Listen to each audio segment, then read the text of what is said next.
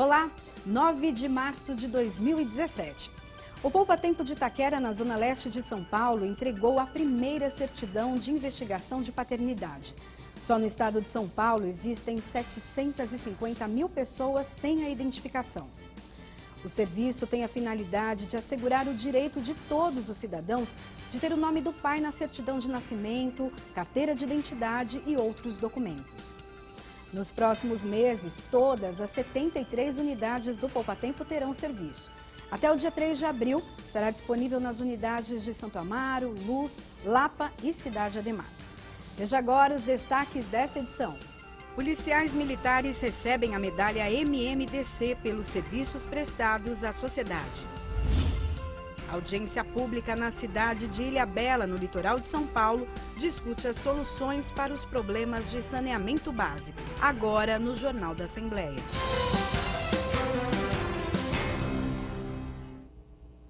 Comissão de Assuntos Metropolitanos e Municipais analisa a pauta com vários itens. Em destaque, o Plano de Desenvolvimento Urbano Integrado.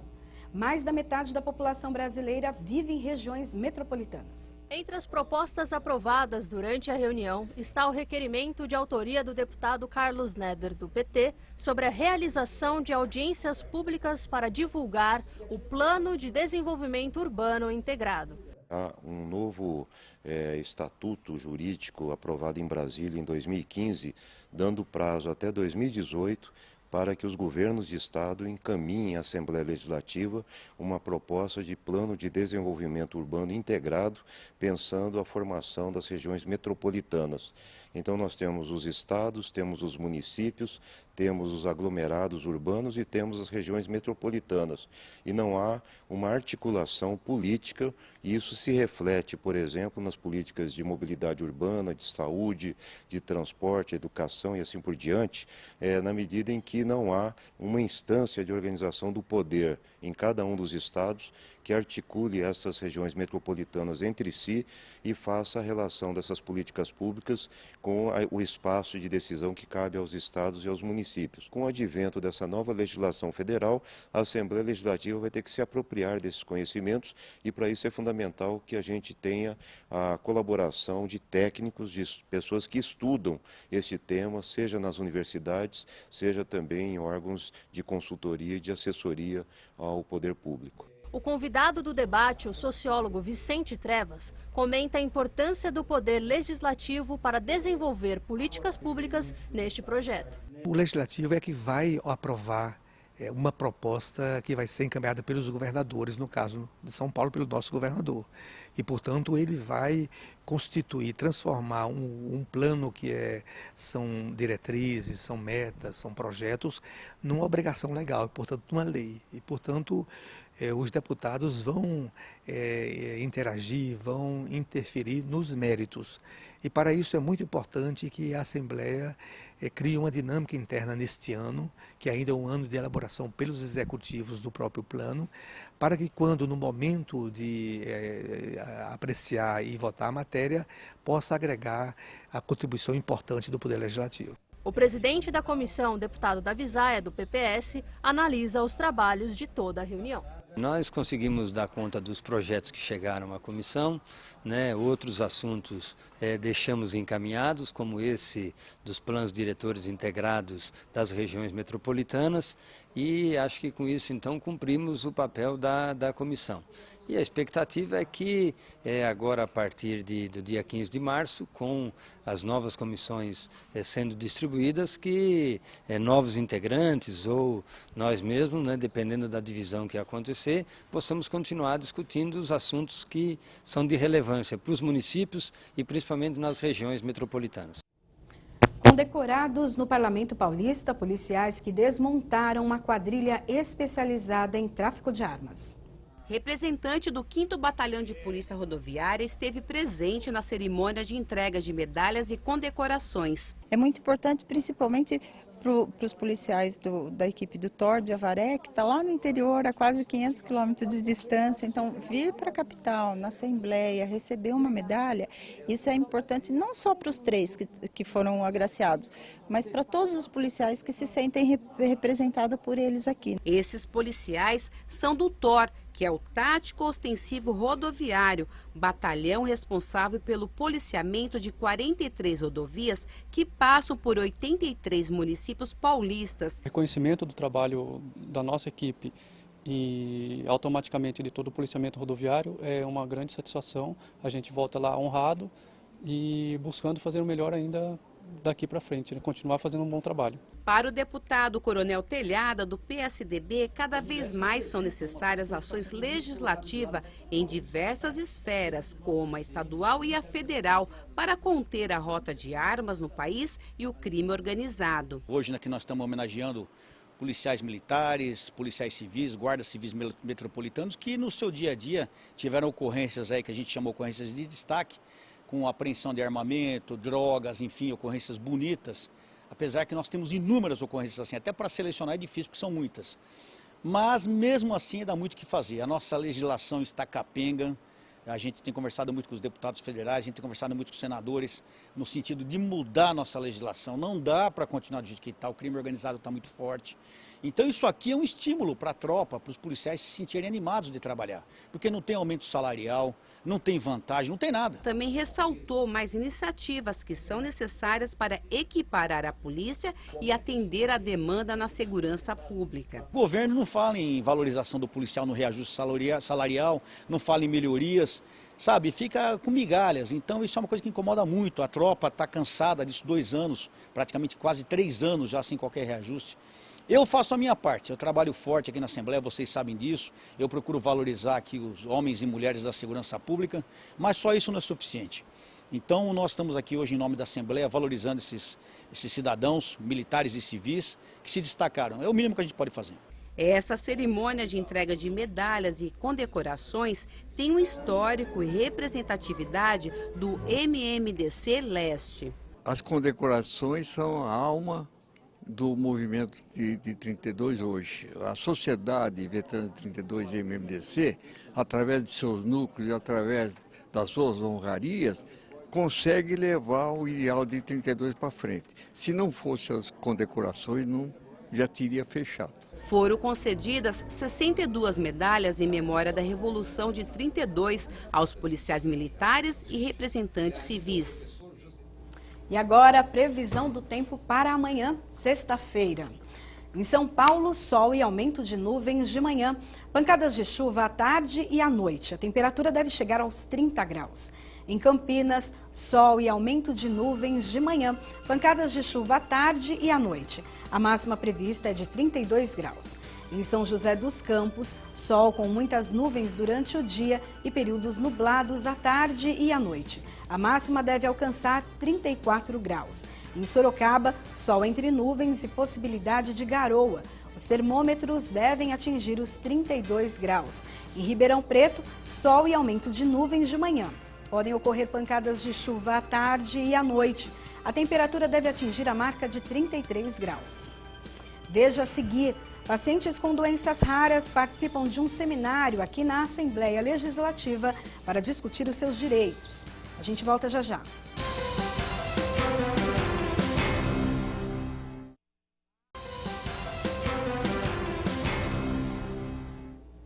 Representantes de instituições em parceria com o Instituto do Legislativo Paulista se encontraram na Assembleia Legislativa para participar de um seminário sobre doenças raras. A filha de Jô Nunes nasceu com uma doença chamada Síndrome de Williams, uma desordem genética que atinge crianças e pode levar a problemas de desenvolvimento. Foi terrível, né? Porque nasceu, eu sabia que era diferente, eu fiquei 7 anos batendo de porta em porta e eu sendo encaminhado para o psiquiatra, que diziam que eu era louca, que eu tinha mania de doença, né? Que eu procurava doença na minha filha. E aí, depois de 7 anos, um dia eu estava num corredor de um hospital, passou um médico americano, olhou e falou que ela tinha síndrome de Williams. Jéssica morreu aos 19 anos. A mãe transformou a dor em luta. Ela fundou a Associação Brasileira de Síndrome de Williams. Fundei e hoje eu tenho mais de 3.600 mães. Eu viajo o Brasil inteiro. E assim, a minha filha, todo o prognóstico que falaram que ela não ia fazer, ela fez. A minha filha faleceu aos 19 anos, ela trabalhava fora de recepcionista num hotel, ela dava palestra, ela estava alfabetizada, andava sozinha, namorava, ia para balada, vida normal. E aprendeu 4 idiomas, falava fluentemente. E assim, eu me sinto assim hoje uma vencedora. E eu tento ensinar para essas mães que têm jeito. E hoje a minha maior alegria é quando eu recebo os bebês diagnosticados e, sendo diagnosticado, eles têm condições de ter uma vida maravilhosa. Jô e outros representantes de 30 instituições se encontraram na Assembleia Legislativa do Estado de São Paulo para o Seminário Paulista de Doenças Raras. Uma parceria entre o ILP, Instituto do Legislativo Paulista, e o Conselho Municipal da Pessoa com Deficiência. A nossa proximidade, tanto da Secretaria como do Conselho da Pessoa com Deficiência, no sentido de que muitas dessas doenças raras também produzem deficiências, ou seja, também acometem os pacientes de deficiências. E nós nos juntamos a essa causa, obviamente porque é uma causa, primeiro, de direitos humanos, e segundo, uma causa, qual o objetivo? De chamar a atenção das autoridades municipais, estaduais, federais, para que elas se estruturem cada vez mais para atender não só as patologias de maior incidência, mas também essas doenças raras que acometem de 1 a 200 pessoas no país, para que elas não fiquem desassistidas. São quase 8 mil doenças raras descritas. Para o atendimento desses pacientes, é necessária uma equipe multidisciplinar. O governo do estado de São Paulo criou um programa para cadastrar esses serviços em todo o estado, para então agilizar o atendimento e tratamento desses pacientes. A função do Estado é integrar, organizar, garantir acesso, permitir que a gente faça o diagnóstico dessas patologias o mais cedo possível, para daí sim fazer o cuidado dessa pessoa na sua integralidade, nas suas necessidades de saúde, permitindo com isso que eles tenham melhor qualidade de vida, maior sobrevida sempre que for possível e diminuir o custeio para a saúde, porque a gente pode, sobra mais, fazemos mais. Essa é a filosofia, pelo menos, dos técnicos da saúde que estão nas suas ações de trabalho. Apoiar os serviços, apoiar os pacientes é a meta desse programa. 3 dias de seminário. O primeiro na Assembleia Legislativa e os outros 2 na Câmara Municipal de São Paulo. Na questão da Câmara, a gente fechou na Câmara e ia mudar para uma faculdade de todo local. Depois pensamos, por que não na Assembleia? Por que não começar por aqui? Porque tem alguns deputados também que são médicos, que poderá nos ajudar nessa questão e abraçar também essa causa das doenças raras na pesquisa e no diagnóstico. Isso é importante, a gente começar nesses poderes. Assembleia Legislativa e Câmara Municipal, porque lá também tem vereadores médicos, que poderá, junto com a gente, a partir desse evento, abraçar essa causa e poder estar mudando e ter mais geneticista nas redes do SUS e particulares para fazer esse diagnóstico precoce. O Conselho Municipal, a Secretaria Municipal procurou a Assembleia para realizar aqui o seu seminário, o seu evento. De pronto, a Assembleia colocou à disposição o ILP, a nossa escola, para que oferecesse toda a estrutura, todo o apoio para que isso se realizasse.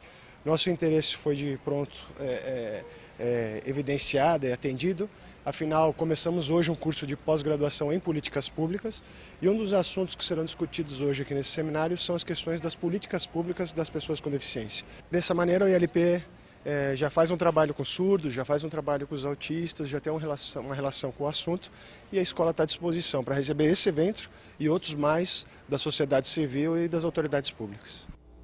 Vamos a mais uma rodada da previsão do tempo para esta sexta-feira nas cidades do interior e litoral paulista.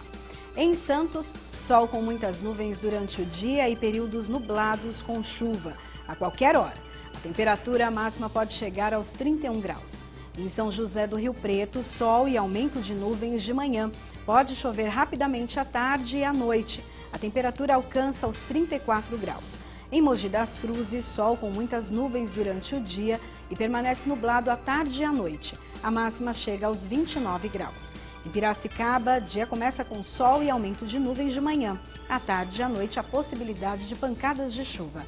A temperatura alcança os 33 graus. Veja a seguir, A audiência pública discute soluções para o tratamento de esgoto em Ilhabela, no litoral paulista. A gente volta já.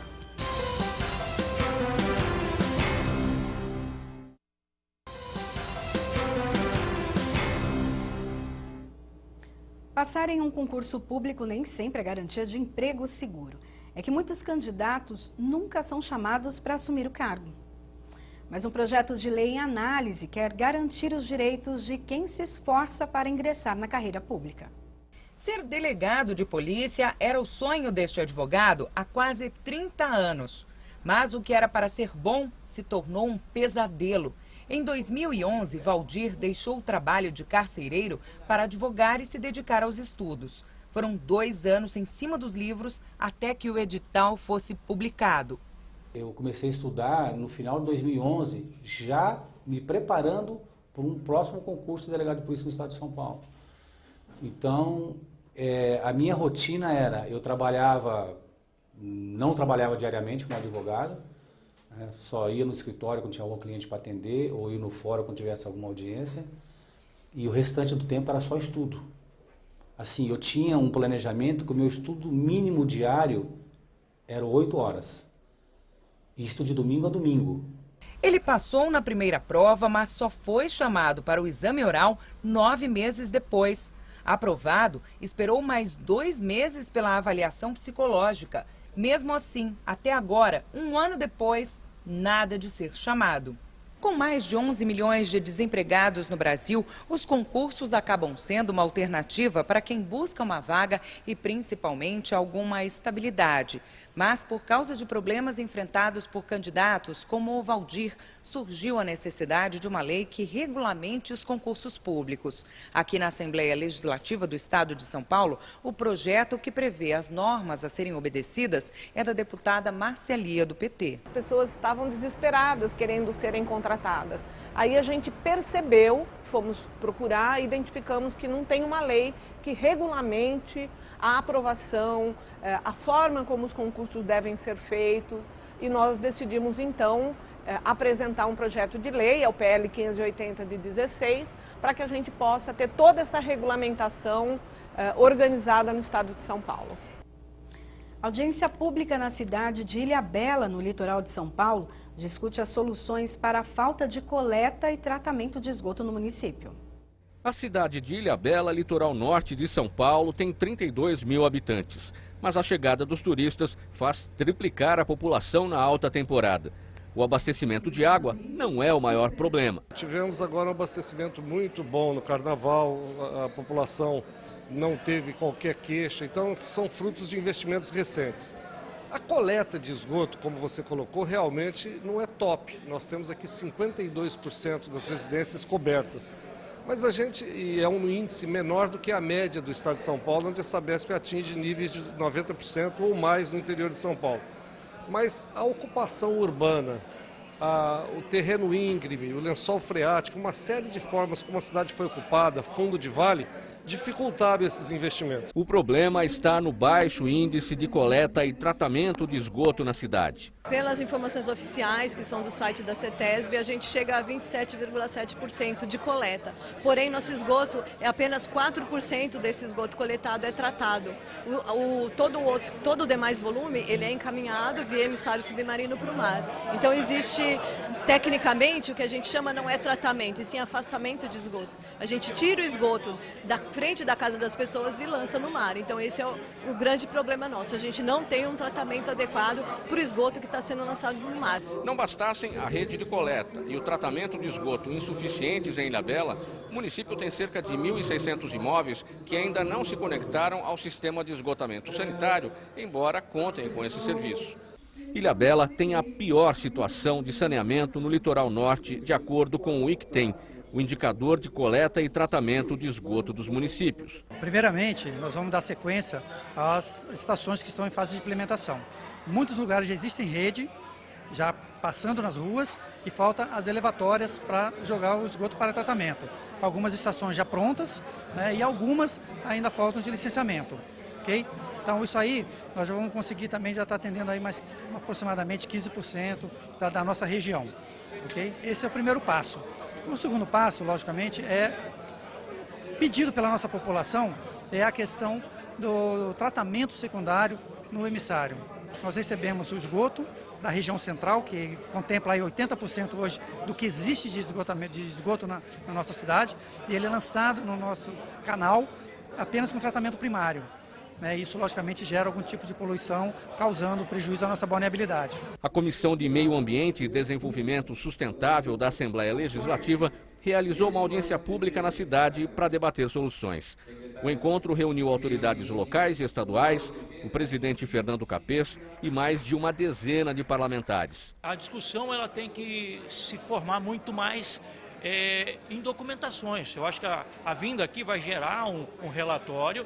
Esse relatório vai ver realmente quem tem que realizar o seu trabalho. Eu acho que nós não podemos aceitar uma cidade como Ilhabela, que atrai muitos turistas e que chega aqui e que não tem nenhum apoio do município, não tem nenhum apoio do Estado na fiscalização, porque se o Estado estivesse fiscalizando, automaticamente eles já teriam realizado o que tem que ser feito, as obras necessárias. Viemos para mostrar o quê? Esse lugar lindo que é a Ilhabela e deixar chegar onde chegou. Juntamente com o prefeito, vereadores, várias pessoas participaram, o presidente da Sabesp, quer dizer, dar um jeito o quê? De mostrar que o governo do Estado e a Assembleia Legislativa juntos, nós queremos que isso aqui vire o que tem que ser. Vamos investir no lugar certo, o secretário do Meio Ambiente veio junto, explicou o dinheiro que tem, que pode ser colocado aqui, é só boa vontade. Atualmente, a Sabesp tem contratos de prestação de serviços de saneamento com 366 cidades paulistas. E Ilhabela definiu uma parceria com a empresa,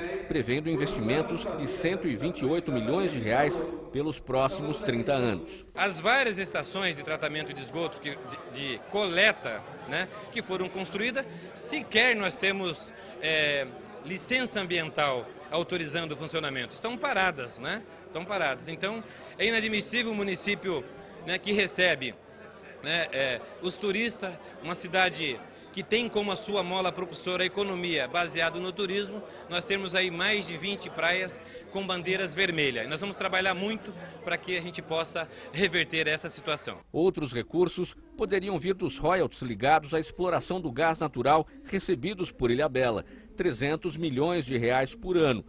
E o Ministério Público Estadual defende a destinação de parte deste dinheiro em saneamento na cidade, o que contribuiria para encurtar o prazo para a solução do problema. O município está recebendo anualmente algo em torno de 300 milhões em royalties de petróleo, que é um volume que foge de qualquer realidade de qualquer outro município no país. E se ele se dedicar algo em torno de 10% desse orçamento nos próximos 4 anos, já teríamos, junto com o aporte da Sabesp, um orçamento que consegue atender a necessidade de universalização do serviço. A Prefeitura de Ilhabela é a prefeitura mais rica proporcionalmente em todo o estado de São Paulo em razão dos royalties do gás. Então ela pode disponibilizar 10% da sua receita de royalties, dá em torno de 30 milhões de reais por ano, para solucionar 100% do problema de saneamento. Basta, portanto, contratar os serviços de saneamento, que pode ser da Sabesp ou de outra empresa de saneamento, para resolver o problema. Em 4 anos isso estará equacionado. Então é importante o esforço conjunto. Prefeitura, Governo do Estado, Legislativo e Sabesp. Eu acho que é um grande evento para o seu prefeito da cidade e os executivos que discutiram, tanto o Ministério Público, Poder Judiciário, Poder Executivo e Legislativo, para poder usar a Ilhabela como exemplo para o Brasil. É possível a Ilhabela ficar com as águas limpas, com as praias limpas, e isso vai ser um exemplo para o Brasil que é possível resolver. É falta de vontade política, é o que falta, acredito eu. Então, acho que após essa audiência, os deputados vão fiscalizar os atos, o Tribunal de Contas do Estado vai fiscalizar, e o saneamento é super importante, porque é água. Nós somos água, quer dizer, nós precisamos de água. Para viver é água. Eu acho que daqui sai um exemplo para todo o Estado. Veja a previsão do tempo para amanhã em mais cidades do interior do estado. Em Franca, dia começa com tempo fechado e chuva a qualquer hora do dia. A máxima pode atingir 30 graus. Em Bauru, sol aparece encoberto pelas nuvens durante todo o dia. Pancadas de chuva podem ocorrer durante a tarde e a noite. A temperatura chega aos 32 graus. Em Limeira, dia começa com tempo nublado e sol aparece brevemente. Pancadas de chuva ocorrem à tarde e à noite. A máxima pode atingir 30 graus. Em Marília, dia ensolarado com aumento de nuvens. Existe a possibilidade de pancadas de chuva à tarde e à noite. A máxima prevista é de 31 graus. O Jornal da Assembleia termina aqui. Você pode acompanhar toda a programação da TV Assembleia SP no portal al.sp.gov.br. A gente volta amanhã, sexta-feira. Até lá. Tchau, tchau.